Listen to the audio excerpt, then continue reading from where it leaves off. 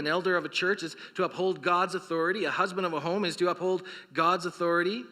The more an earthly authority departs from God's will and purposes, the more their authority begins to diminish. In the end, when God comes to judge the world, he'll sit on his white throne. He'll have all authority to judge every single one of us. And if one dares to ask on that day, by what authority do you judge us? By what authority do you judge our deeds, our thoughts, our philosophies? God will be able to respond, by my own authority. For I am the creator of heaven and earth, the Alpha, the Omega, the beginning and the end. I am holy. God is the ultimate authority, and thus what he says is law over all of creation.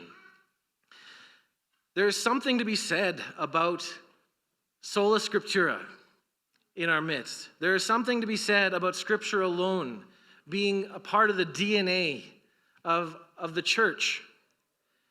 And we like to think that that's true of churches, but I'm telling you it's not. I saw that. I see that in my context. Sola Scriptura is not being practiced for the most part. Neither, by the way, is the sufficiency of Scripture. The belief that Scripture has given us what we need in order to come to the conclusions we need to come to, in order to glorify God.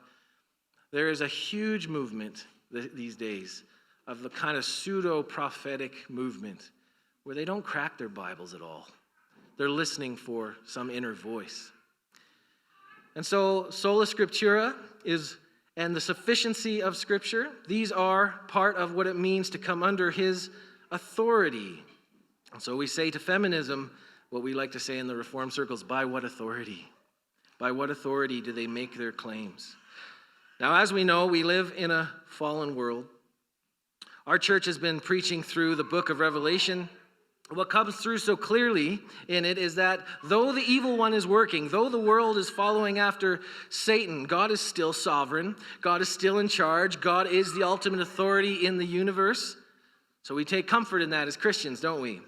We might see around us great troubles and great problems, and things are just kind of going to hell in a handbasket, so to speak.